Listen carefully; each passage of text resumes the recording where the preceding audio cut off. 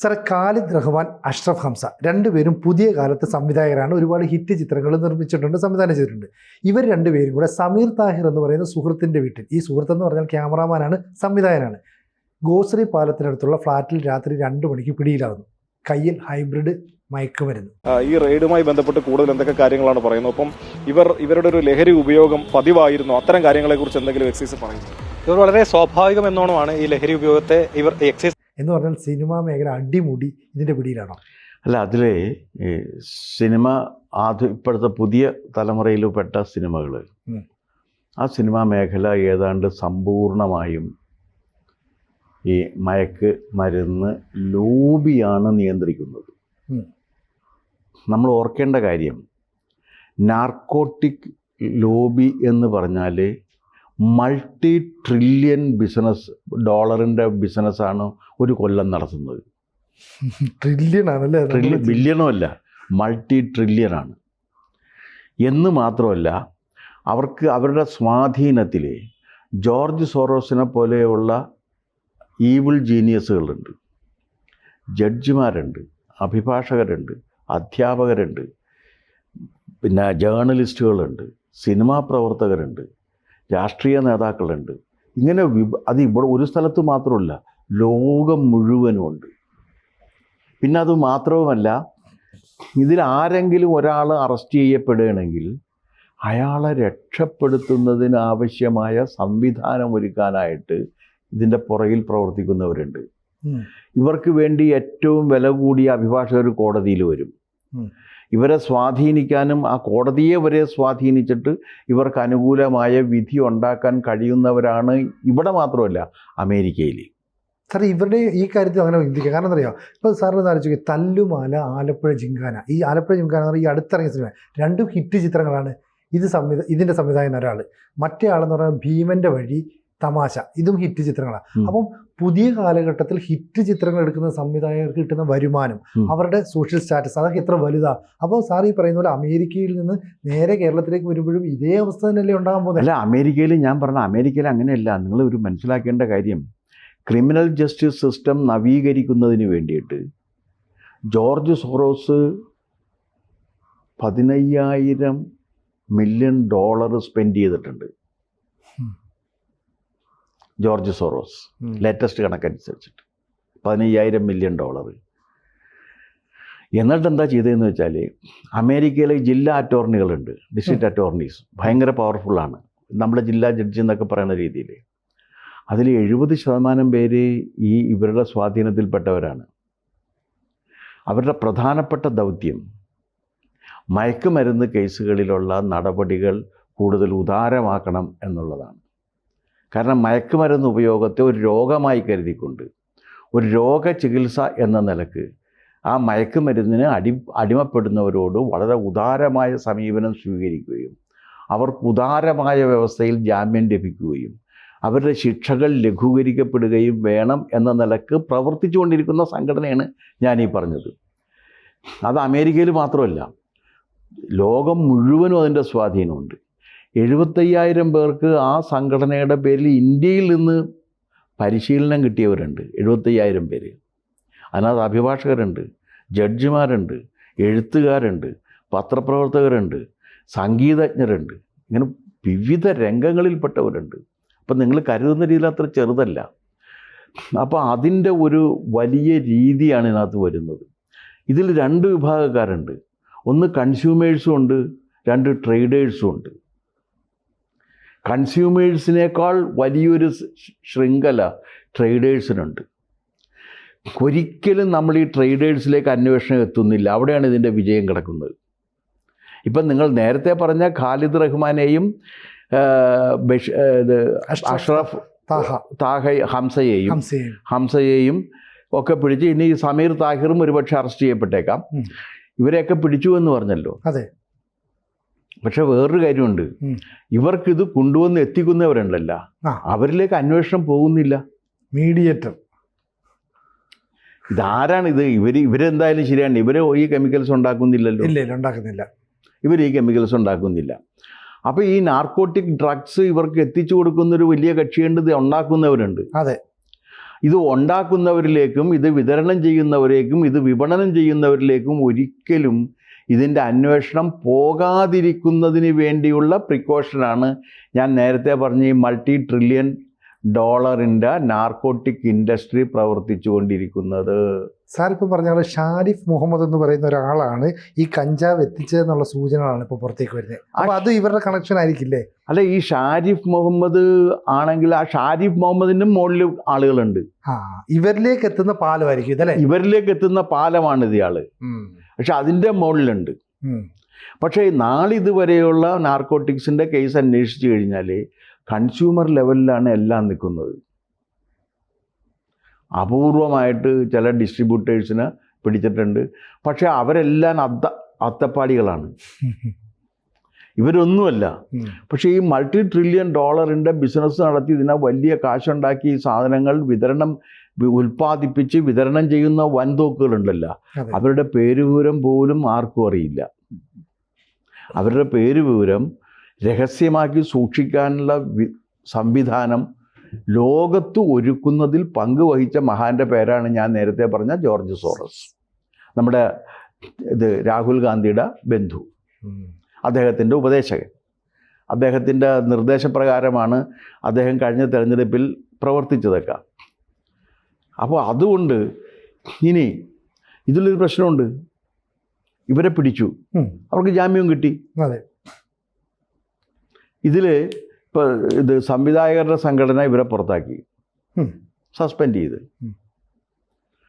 പക്ഷേ നടന്മാരുടെ സംഘടന അതും ചെയ്യുന്നില്ല. നടന്മാരുടെ സംഘടന ഷൈൻ ടോം ചാക്കോ, പക്ഷേ ഷൈൻ ടോം ചാക്കോക്കെതിരെ നടപടി എടുക്കുമെന്നുള്ള അമ്മ അധികൃതർ വ്യക്തമാക്കുന്നുണ്ട്. എങ്ങനെ? എന്ത് നടപടി വ്യക്തമാക്കണം? എന്ത് നടപടി എടുത്ത്? എന്ത് നടപടിയാണ് എടുത്തത്? ഇതുവരെ എടുത്തിട്ടില്ല. ഇവർ ഇമ്മീഡിയറ്റ് ആയിട്ട് ഇവരെ സസ്പെൻഡ് ചെയ്തു എന്ന് പറഞ്ഞു. മറ്റവർ അതുമില്ല. ചിലപ്പോൾ നമ്മൾ ഈ ക്രിയേറ്റീവായിട്ടുള്ള നല്ല സിനിമകൾ നമ്മൾ തിയേറ്ററിൽ പോയി കുറേ സമയം ചിലവഴിക്കുന്നത് നമ്മുടെ മനസ്സിനൊരു സന്തോഷം കിട്ടാനാണ്. അപ്പോൾ നമുക്ക് ചുറ്റുമുള്ള കാര്യങ്ങളെ വളരെ ലഘുവായിട്ട് അവതരിപ്പിക്കുന്ന ഒരു കലാരൂപ സിനിമ, ആ സിനിമയിൽ തന്നെ കാണാൻ ഇപ്പോൾ ആളുകൾ കുറവാണ്. എങ്കിലും നല്ല സിനിമകൾ നിർമ്മിച്ച് പ്രേക്ഷകരെ തിയേറ്ററിലേക്ക് കൊണ്ടുവരുന്ന സംവിധായകരൊക്കെയാണ് ഇവരിങ്ങനെ ഇതിനൊക്കെ അഡിക്റ്റായി പോകുന്നത്. അല്ല, അതിൽ ഒരു കാര്യം മനസ്സിലാക്കേണ്ട കാര്യം, സിനിമ പണ്ട് മുതലേ കള്ളക്കടത്തുമായിട്ട് ബന്ധപ്പെട്ട് പ്രവർത്തിക്കുന്ന ഒരു സംഭവമാണ്. ഇൻഡസ്ട്രി ഹാജി മസ്താനായിരുന്നു ഒരു കാലത്ത്, ഞങ്ങളുടെയൊക്കെ ചെറുപ്പകാലത്ത്. ഹാജി മസ്താനാണ് ബോംബെയിലെ സിനിമ വ്യവസായം. അന്ന് ബോംബെ ആണല്ലോ സിനിമയുടെ കേന്ദ്രം, തലസ്ഥാനം. ബോളിവുഡ് എന്ന് പറയും. ബോളിവുഡിലെ സിനിമാ വ്യവസായത്തെ നിയന്ത്രിച്ചു കൊണ്ടുവന്ന മഹാന്റെ പേരാണ് ഹാജി മസ്താൻ. കള്ളക്കടത്തുകാരനാണ്. അപ്പോൾ അയാൾ പണം വൈറ്റാക്കാൻ വേണ്ടി ചെയ്യുന്നതാണോ? അല്ല, അയാൾ വൈറ്റാക്കാൻ വേണ്ടിയിട്ടും അമിതാഭ് ബച്ചൻ അടക്കമുള്ള നടന്മാരൊക്കെ അയാളുടെ പേരോളിലുള്ളവരായിരുന്നു എന്നുള്ള കാര്യം കൊണ്ട് നിങ്ങൾ മനസ്സിലാക്കണം. ആ കാലത്ത് അദ്ദേഹമാണ് പ്രധാനപ്പെട്ട സിനിമകൾ നിർമ്മിക്കുന്നതിന് വേണ്ടി പണം കൊടുക്കുന്നത്. അദ്ദേഹമാണ് താരങ്ങളെ സൃഷ്ടിക്കുന്നത്. അത് കഴിഞ്ഞതിന് ശേഷം പിന്നെ വന്ന് നമ്മുടെ ഇപ്പോൾ പാകിസ്ഥാനിലിരിക്കുന്ന ഒരു കക്ഷിയില്ലേ, ദാവൂദ് ഇബ്രാഹിം, ആ രംഗത്തേക്ക് വന്നു. അതൊക്കെ ഈ സ്വർണ്ണ കള്ളക്കടത്തായിരുന്നു, ആയുധ കള്ളക്കടത്തുമായിരുന്നു. ഇപ്പം കള്ളക്കടത്തിൻ്റെ അതിൽ നിന്നൊക്കെ കിട്ടാവുന്ന ഇതിനേക്കാൾ 1000 ഇരട്ടി ലാഭമാണ് ഡ്രഗ് ട്രാഫിക്കിങ്ങിൽ കിട്ടുന്നത്. അത് കുറഞ്ഞ ക്വാണ്ടിറ്റിക്ക് കൂടുതൽ വില കിട്ടും. അപ്പോൾ അത് കാരണം ഇപ്പോൾ ഈ ഇൻഡസ്ട്രിയെ നിയന്ത്രിച്ചുകൊണ്ട് നിന്നിരുന്ന ഒരു ഘടകം എന്ന് പറയുന്നത് ഡ്രഗ് ട്രാഫിക്കിങ്ങിലൂടെ ലഭിച്ചുകൊണ്ടിരുന്ന, ഡ്രഗ് ട്രേഡിലൂടെ ലഭിച്ചുകൊണ്ടിരുന്ന കള്ളപ്പണം തന്നെയാണ് സിനിമയിൽ ഇൻവെസ്റ്റ് ചെയ്യുന്നത്. കള്ളപ്പണമില്ലാതെ സിനിമ നിലനിൽക്കുന്നേയില്ല. ഏത് ഹരിശ്ചന്ദ്രനാണ് മലയാള സിനിമയിലെന്ന് പറഞ്ഞാലും ആ ഹരിശ്ചന്ദ്രനും കള്ളപ്പണം ഡീൽ ചെയ്യാതെ മലയാള സിനിമ നിലനിൽക്കില്ല. ഇപ്പോൾ വേറൊരു കാര്യം സംഭവിച്ചിട്ടുണ്ട്. 45% പ്രൊഡക്ഷൻ കുറഞ്ഞിരിക്കുന്നു മലയാള സിനിമയുടെ. എന്താ കാരണം? 45% മലയാള സിനിമയുടെ പ്രൊഡക്ഷൻ കുറഞ്ഞിട്ടുണ്ടെങ്കിൽ 45% കള്ളപ്പണത്തിൻ്റെ ഫ്ലോ കുറഞ്ഞു എന്നാണ് അതിൻ്റെ അർത്ഥം. ഇത് ഒരിക്കലും ലാഭം ഉറപ്പായിട്ട് കിട്ടുമെന്ന് പ്രതീക്ഷിക്കാവുന്ന ഒരു ഇൻഡസ്ട്രി അല്ല. അതുകൊണ്ടാണ് സാറേ ചോദിച്ചത്. അപ്പോൾ കഴിഞ്ഞ തവണ തന്നെ 150-200 സിനിമ എടുക്കുമ്പോൾ വിജയം നേടിയത് 25-ൽ താഴെ സിനിമകളാണ്. പിന്നെ എങ്ങനെ സിനിമകൾ വരിക? ഒരു കാര്യമുള്ളതെന്ന് വെച്ചാൽ 10 to 20% ആണ്. അതായത് 1000 കോടി ഇൻവെസ്റ്റ് ചെയ്തിട്ടുണ്ടെങ്കിൽ 200 കോടി മാത്രം തിരിച്ചു കിട്ടുന്ന ഒരു ഇൻഡസ്ട്രിയാണ് സിനിമ. ഒരു ചൂതാട്ടമാണെന്ന് പറയാം. It is A gambling. ഒരു സിനിമ എന്തുകൊണ്ട്, ഇപ്പം നിങ്ങളിവിടെ വിജയിച്ച സിനിമകളെക്കുറിച്ച് പറഞ്ഞു, ആ ഒരു സിനിമ എന്തുകൊണ്ട് വിജയിച്ചു എന്ന് ചോദിച്ചു കഴിഞ്ഞാൽ അതിനൊരു ഉത്തരവില്ല. ആ സിനിമ അങ്ങ് വിജയിച്ചു. ആ വിജയത്തിൻ്റെ ഒരു ഫോർമുല വെച്ച് വേറൊരു സിനിമ എടുക്കാനും പറ്റില്ല. അങ്ങനെ ഫോർമുല വെച്ചെടുത്ത ചിത്രങ്ങളൊക്കെ 8 നിലക്കും 16 നിലക്കും ഒക്കെ പൊട്ടിപ്പോയിട്ടുണ്ട്. അതെ. അപ്പോൾ ഈ സിനിമ എങ്ങനെയാണ് വിജയിച്ചതെന്ന് പറയാൻ പറ്റില്ല. അങ്ങനെ 80%-നും 90%-നും ഇടയ്ക്ക് നഷ്ടം പ്രതീക്ഷിക്കാവുന്ന ഒരു ഇൻഡസ്ട്രിയിൽ നേരെ ചൊവ്വയെ അധ്വാനിച്ച് കാശുണ്ടാക്കിയ ഒരുത്തം കൊണ്ട് ഇൻവെസ്റ്റ് ചെയ്യുക ഇല്ല. മണി മാനേജ്മെൻറ്റിനെ കുറിച്ച് കാര്യമായിട്ടുള്ള വിവരമുള്ള ആരെങ്കിലും കൊണ്ട് ഇൻവെസ്റ്റ് ചെയ്യുക അതുമില്ല. ഫൈനാൻഷ്യൽ മാനേജ്മെൻറ്റിനെ കുറിച്ച് നിശ്ചയമുള്ള ഒരാൾ ആരോട് ചോദിച്ചാലും അതിന് ഇൻവെസ്റ്റ് ചെയ്യരുതെന്നല്ലേ പറയുള്ളൂ. കാരണം നമ്മൾ ഇൻവെസ്റ്റ് ചെയ്യുന്ന സമയത്ത് 1 കോടി ഇൻവെസ്റ്റ് ചെയ്ത് കഴിഞ്ഞാൽ 1 കോടി 1 രൂപ നമുക്ക് തിരിച്ചു കിട്ടണം. അതെ. ഇത് 1 കോടി ഇൻവെസ്റ്റ് ചെയ്ത് കഴിഞ്ഞാൽ 1 രൂപ പോലും തിരിച്ചു കിട്ടാതെ പോകുന്നതാണ് ഈ ഇൻഡസ്ട്രി. അങ്ങനെയുള്ള ഒരു ഇൻഡസ്ട്രിയിലേക്ക് ആരെങ്കിലും പണം മുടക്കുന്നുണ്ടെങ്കിൽ ഇതാണ്. ഇനി രണ്ടാമത്തെ കാര്യം ഞാൻ മനസ്സിലാക്കിയത് വളരെ ഞെട്ടിപ്പിക്കുന്നൊരു കാര്യം എന്താണെന്ന് വെച്ച് കഴിഞ്ഞാൽ, ചില സിനിമകൾ ഇങ്ങനെ വന്നു കഴിഞ്ഞാൽ സിനിമകൾ കാണാൻ ആളുണ്ടാവില്ല, പക്ഷെ ടിക്കറ്റ് മുഴുവൻ അഡ്വാൻസ് ബുക്കിങ്ങിൽ പോയിട്ടുണ്ട്. അതെ. ടിക്കറ്റ് മുഴുവൻ അഡ്വാൻസ്. അങ്ങനെ അഡ്വാൻസ് ബുക്കിങ്ങിൽ ടിക്കറ്റ് പോവുകയും സിനിമ കാണാൻ ആളില്ലാതിരിക്കുകയും ചെയ്യുന്ന സിനിമകൾ ഒരു കാര്യം ഉറപ്പാണ്, അത് മുഴുവനും ബ്ലാക്ക് മണി ഡീലിങ്സിൻ്റെ ഭാഗമായിട്ടാണ്. അപ്പോൾ ഇപ്പോൾ 1200 സ്ക്രീനിൽ ഒരു സിനിമ വന്നു കഴിഞ്ഞാൽ ഒരു ദിവസം 8 കോടി രൂപ 9 കോടി രൂപ കളക്ഷൻ കിട്ടും. അങ്ങനെ ഒരാഴ്ച കൊണ്ട് ആ 9 കോടി വെച്ച് ഒരാഴ്ച കളക്ഷൻ റിപ്പോർട്ട് ഉണ്ടാക്കി കഴിഞ്ഞാലേ എത്ര കോടി വൈറ്റാക്കി എടുക്കാൻ പറ്റും? എണ്ണയുടെ 56-60 കോടി കിട്ടുന്നു. 60 കോടിയിൽ നിന്ന് കിട്ടുന്ന 60 കോടി വൈറ്റായിട്ട് മാറിയിരുന്നു. ആക്ച്വലി സിനിമ കണ്ടതിൻ്റെ ഇതിൽ നിന്ന് 10 കോടി പോലും കിട്ടിയിട്ടുണ്ടാകില്ല. അപ്പോൾ ഇത്തരത്തിലുള്ള തട്ടിപ്പുകൾ നടക്കുന്ന ഒരു രംഗവും കൂടിയാണ് ഈ സിനിമ. ഇനി ഇതിനകത്ത് ഒരു പ്രശ്നമുള്ളത്, അതിന് ഇവരൊരു ന്യായം പറയുന്നത് സിനിമയിൽ പണ്ടും കള്ളുകൂടിയുണ്ടല്ലോ എന്നാണ്. ഉണ്ട്. പക്ഷെ ഒരു കാര്യമുണ്ട്, കേരളത്തിലുള്ള മദ്യപാനികളിൽ 0.5% പേര് മാത്രമേ അഡിക്ട്സ് ആയിട്ടുള്ളൂ. നമ്മുടെ ബീവറേജസ് കോർപ്പറേഷനിൽ നിന്ന് വിൽക്കപ്പെടുന്ന മദ്യത്തിൻ്റെ കണക്ക് നോക്കിക്കഴിഞ്ഞാൽ ഈ അഡിക്ട്സ് എന്ന് പറയുന്നവരുടെ എണ്ണം 0.5%. ബാക്കി 99% പേരും അഡിക്ട്സ് അല്ല. പക്ഷേ നാർക്കോട്ടിക്സിൽ അതല്ല. 100% പേരും പേഷ്യൻസ് ആയിട്ട് മാറിയാണ്. നാർക്കോട്ടിക് അഡിക്ട്സ് ആണ്. That will be fatal to them. അവരുടെ ജീവിതം കൊണ്ട് പോവുകയാണ്. അത്തരത്തിലുള്ളൊരു കാര്യമാണ് ഈ നടന്നുകൊണ്ടിരിക്കുന്നത്.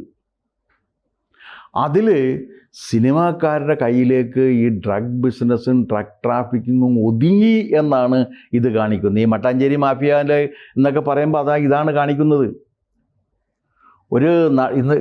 ഒരു നടനും അദ്ദേഹത്തിൻ്റെ ഭാര്യയും ഡ്രഗ് അഡിക്റ്റാണ് എന്ന് പറഞ്ഞിട്ട് ഇതുണ്ട്.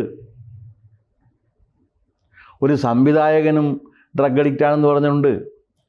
ചില സ്ക്രിപ്റ്റ് റൈറ്റേഴ്സിനെ കുറിച്ച് ഡ്രഗ് അഡിക്ഷൻ ആരോപിക്കപ്പെട്ടിട്ടുണ്ട്. ഇതൊന്നും അന്വേഷിക്കുകയോ ഒന്നും ചെയ്യാറില്ല. ഇപ്പോഴാണ് ഇതിന് കുറച്ച് ഗൗരവമായിട്ടുള്ളൊരു കാര്യം വന്നിരിക്കുന്നത്. ഇത് സിനിമയിലേക്കൊരു ശുദ്ധീകരണം വരും എന്നാണ് ഞാൻ കരുതുന്നത്. വന്നില്ലെങ്കിൽ ഈ ഇൻഡസ്ട്രി ഇതോടുകൂടി തീർന്നു പോകും. കാത്തിരിക്കാൻ സംഭവിക്കുന്നു. കൂടുതൽ വാർത്തകളും വിശേഷങ്ങളും നിങ്ങളിലേക്ക് എത്താൻ ABC മലയാളം സബ്സ്ക്രൈബ് ചെയ്യുക, ബെൽബട്ടനും അമർത്തുക.